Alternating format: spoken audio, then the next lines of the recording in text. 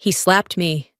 In my wedding dress, whites, in front of 280 guests, CEOs, Navy SEALs, generals, my brothers, his board members, and then he called my medals silly. That was the last gift my father gave me. A public humiliation wrapped in designer rage. I'm Millicent Draper, Lieutenant Commander in the United States Navy, daughter of Victor Draper, billionaire real estate mogul, Forbes cover darling, the man who raised sons to inherit his empire and a daughter to stay silent. But I didn't stay silent. Not when he cut me off for choosing the military. Not when he ghosted every deployment, every promotion. And not when he tried to strike me down one final time in a chapel filled with people who had bled beside me. So if you're wondering how we got to the moment my SEAL fiancé gripped my father's wrist and changed everything, you need to know what came before the slap, because that wasn't the breaking point. It was the reckoning. I heard the slap before I felt it. A sharp crack split through the chapel, ricocheting off stained glass and stone, slicing through the silence like a whip. My cheek lit up with heat, but I didn't flinch. I stayed upright, steady, like I had in Kandahar dust storms, like I had on the heaving decks off Okinawa, because this wasn't the first time my father had tried to knock me down. It was just the first time he did it in front of 280 people. I stood in my navy dress whites at the center of St. John's Cathedral in Houston, Texas, on my wedding day, and the man who hit me wasn't a stranger. He wasn't a battlefield adversary. He was Victor Draper, my father, chairman of Draper Real Estate Group, real estate titan, Forbes darling, a man America adored for his empire, and the man who had never once respected mine. I had just reached the halfway mark of the aisle, between two worlds. To my left, dark suits, silk ties, polished cufflinks, the weight of wealth and whispers.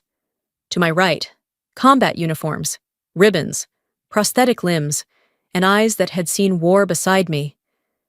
And then he stood, my father, blocking the aisle like a marble statue dressed in designer cloth. His voice sliced the air with surgical precision. "Take off those silly medals!" I didn't argue. I didn't plead. I simply said, no. That was when his hand came down. It wasn't just a slap against skin. It was a blow against every deployment I'd endured. Every night I'd spent in a tent, scanning radio static, wondering if dawn would come. He struck not just his daughter, but the life she had fought to earn. I hadn't even moved when James stepped forward. No shouting, no theatrics, just calm, controlled force as he gripped my father's wrist, his voice low, steady, deadly clear. "You just struck a decorated U.S. Navy officer." And then they stood. All of them. All 280 guests. Not in protest, not in panic, but in collective witness. In that moment, I was no longer just Victor Draper's daughter. I was mine. I grew up in a mansion. At least that's what it looked like from the outside. The Draper estate in Highland Park, Dallas, had been featured in more real estate magazines than I could count. Mahogany-paneled walls, baccarat chandeliers, a 3-story wine cellar, and a grand piano no one had touched in 17 years. But there was no warmth, no scent of pancakes in the morning, no lazy Sunday breakfasts, just the click of polished shoes, the tick of clocks tracking productivity, and compliments that sounded like stock reports. My brothers, Henry, Kyle, and Nathan, were the Draper triple threat, monogrammed shirts since preschool, golf lessons with Dad, IPO simulations before puberty. And me? You'll be judged by the man you marry, not what you do. That's what my father said to me more than once, without ever really looking me in the eyes. My mother was different. She didn't argue with him. She didn't challenge him, but she slipped small rebellions into my life. Books about Amelia Earhart, a leather notebook that said, "You're worth more than your father's definition." One night, she left a brochure for the U.S. Naval Academy tucked inside my desk drawer. I looked at her, wide-eyed. She smiled softly. "You don't need to inherit anything, Millie. You just need to live true." I held on to that paper like a talisman for years, until the day I mailed in my application to Annapolis. I remember exactly what dinner looked like the night I told them. Same as every other night. Silver cutlery, medium rare steak, golden lighting, and the kind of silence that felt colder than any argument. I waited until after Dad asked Henry about his Morgan Stanley interview. Then, I said it. I've submitted my application to the Naval Academy. The silence snapped. Nathan choked on his water. Kyle rolled his eyes. Dad set his knife down. The oak table groaned beneath the weight of the moment. Athe, if you go through with this military nonsense, don't ever walk back into this house. I didn't cry. I didn't explain myself. I just turned to my mother, and she nodded, no tears. Just a look that said, "You can survive this." 3 months later, my mother died of pancreatic cancer. Her last handwritten note to me said just one line: "Hold on to what's true, even when no one claps for it." I've kept that line with me in every deployment since. It sits beside my military ID, behind my credit card, and somewhere deep inside me, where the applause never mattered anyway. I still remember the first time I stood on the Naval Academy's training field. 5 Mum. Cold enough that my skin stung through the stiff cotton of my uniform. A junior officer walked past me, glanced down, and smirked. Draper's little princess, here to play soldier before heading back to golf clubs and private jets. Huh? I didn't answer. I dropped down and kept doing crunches, counted every rep in my head, and turned his filth into fuel. The first 4 years of service, I didn't try to prove anything to my father. I wasn't out to make a point. I served because I knew I was right. No letters home, no calls at Christmas, no expectations of hearing "I'm proud of you," a phrase I hadn't heard since I was 10. Still, I tried. Once, after the ambush in Helmand, Afghanistan, I was a logistics officer, not combat. But that night, when a transport truck went up in flames, I belly crawled through sand to drag a wounded corporal out from under it. When the chopper finally touched down, and my uniform was soaked in blood that wasn't mine, I was handed a commendation medal. I sent my father a photo. I'm standing next to the colonel, saluting with my right hand, the medal case in my left. A week later, I got an envelope back. No note, no words, just a full-page magazine clipping. Nathan Draper named youngest CFO in Texas history. Scrawled in his handwriting beneath it, "Now this is real success." I fed the paper into the base's incinerator, and for the first time in my life, I watched a fire burn and felt no warmth at all. I met James at Naval Station Pensacola during a joint logistics coordination briefing. I was walking through a backup supply route plan, dry, technical, 3 hours of diagrams, and maybe 4 hours of sleep. My bun was crooked. My voice cracked on slide 7. I didn't expect anyone to care, but after the session ended, he walked straight up to me, training gloves still on, calm eyes, no performance, no rank games. "You're not just moving supplies," he said. His voice was low, grounded. "You're moving lives." I froze, not because it was flattery, but because it was the first time someone saw me, not my last name, not my rank, just me. We started with mess hall dinners, then late-night coffee, then shared PT sessions that lasted longer than needed. James didn't fill space with noise. He let silence settle, stay, and speak. He remembered I don't eat sugar, that I hate tomatoes, that I'd excuse myself anytime someone started a sentence with, "You're pretty smart for a woman." One rainy night in Norfolk, we walked the pier. Grit blew from the dock and stung my cheek. He reached into his pocket and pulled out a small box. "I can't promise calm seas," he said, "but I'll row with you."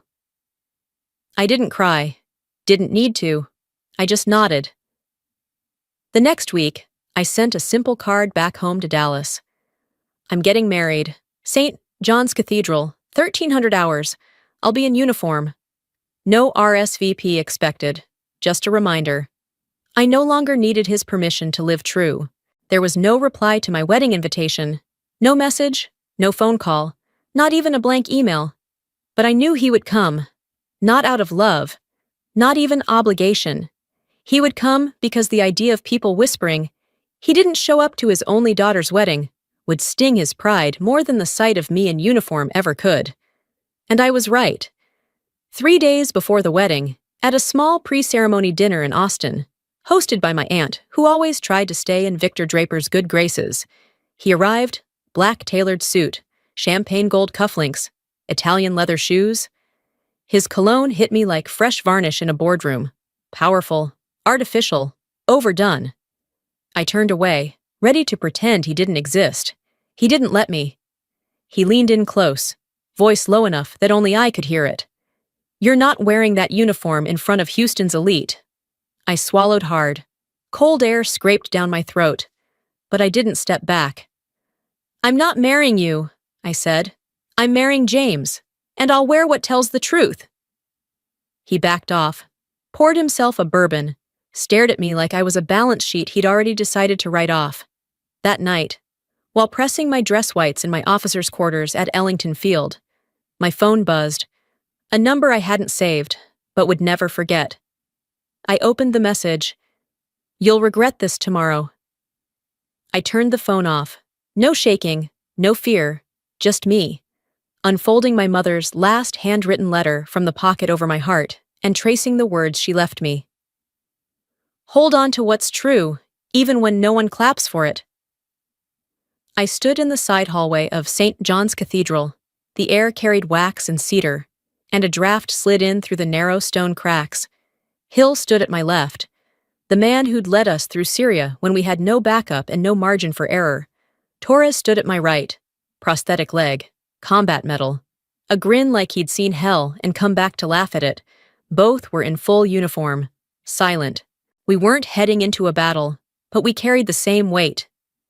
"You look like a commander before the field," Hill said, eyes steady. "Only difference this time," Torres added. "We're walking with you." I peeked through the chapel doors. 280 guests. To the left, crisp collars, $5,000 suits, champagne smiles. People who came for power, for networking, for Victor Draper. To the right, uniforms, scars, grit, silence. People who'd served, bled, and buried alongside me. I stepped forward. Each footfall echoed against stone, sinking with my heartbeat. Sunlight poured through stained glass, catching on the rows of medals across my chest, not as decoration, but as record. Halfway down the aisle, he stood. No one stopped him. No one looked surprised. My father stepped into the center, shoes pounding like a gavel. He planted himself between me and James, between my past and my choice. "Take off those silly medals," he said. Not loud, but loud enough. Nobody laughed. Nobody moved. I looked him in the eye and said, "No." He raised his hand. The slap landed hard, my cheek flared hot. The sound cracked through the chapel like a bullet. A glass shattered behind me. Someone gasped, but I didn't fall. I just stood there, still, calm, like every soldier learns to do when the ground beneath you shakes. The air inside the chapel turned dense, suffocating. No one spoke. No one breathed. Somewhere near the stained glass windows, I heard a sharp inhale, tight, panicked. I caught the flicker in Hill's eyes, like the spark before a detonation. Torres stood frozen, one hand curling slowly around the carbon shaft of his cane. But before I could move, before I could even step back, he was there. James. He didn't raise his voice, didn't make a scene. He simply stepped forward, one calm, measured stride like crossing a line drawn a decade ago. He reached out.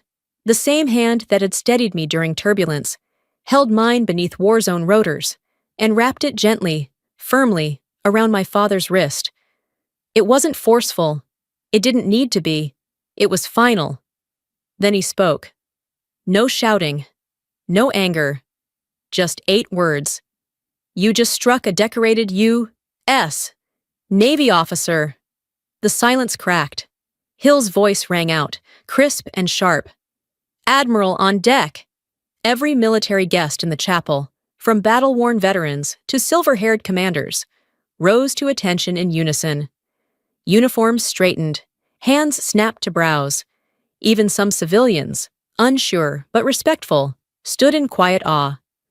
280 people, many of whom had once toasted my father in boardrooms, now looked at him like something small. Victor Draper, who could silence a conference room with a single glance, stood trembling, still caught in James's grasp, but no longer as a mogul, only as a man who had lost the one currency he couldn't reclaim: respect. My father stepped back. James let go of his wrist, slowly, deliberately, like releasing something fragile or already broken. He didn't glare, didn't spit words like fire. He just looked at him, with the calm of a man who'd seen true war and decided this didn't deserve a single bullet more. That look said everything. There's nothing left to say.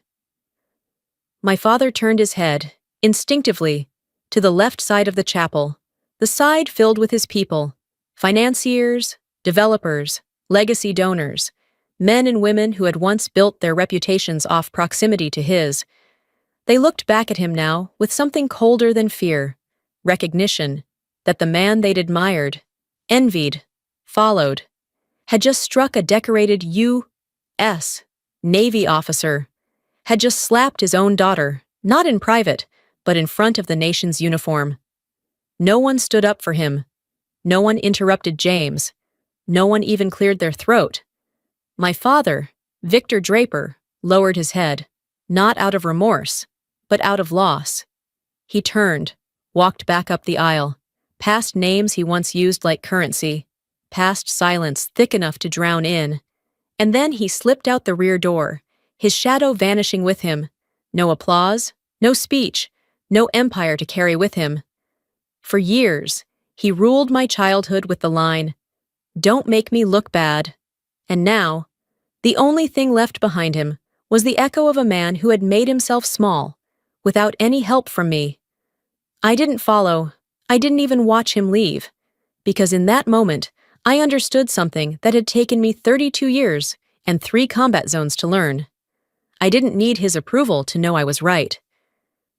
James stepped back beside me, eyes steady, hand brushing mine, not for support, but for solidarity. Hill and Torres, who had walked through more of this world with me than my father ever had, silently stepped aside. Their role was done. The battle had been fought, and I was still standing. Then the chaplain, his voice tight and shaking, leaned into the mic. "Shall we continue?" I didn't hesitate. I didn't look back.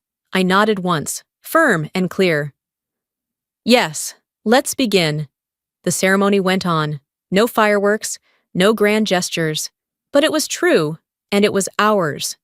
James held my hand, steady and strong, just like the first time I met him in a training camp in Florida.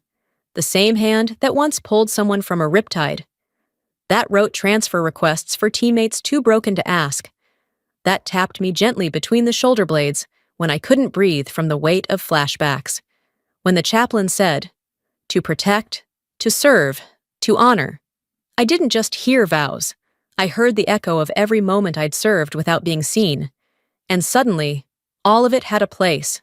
Not everyone gets to stand in a space built from sacrifice and still call it joy.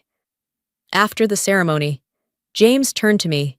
He reached up and brushed his thumb across my cheek, still faintly warm from where my father's hand had tried to leave a mark. "Does it hurt?" he asked. I smiled. "Not anymore." He looked at me, not with sympathy, but with pride. "They won't remember the slap," he said softly. "They'll remember how you stood." I didn't say a word, because I knew he was right. The slap wasn't the story. The story was that I didn't flinch, didn't fall, didn't break. That moment wasn't about humiliation. It was about reclamation, of my voice, of my name, of the space I had fought so long to stand in without apology. And for the first time in my life, I felt like I wasn't carrying the weight of proving anything. I was simply walking in the truth of who I had become. Not Victor Draper's daughter, not someone's shame, not a bargaining chip. I was Millicent, and they would remember me for how I stood, not for who tried to knock me down.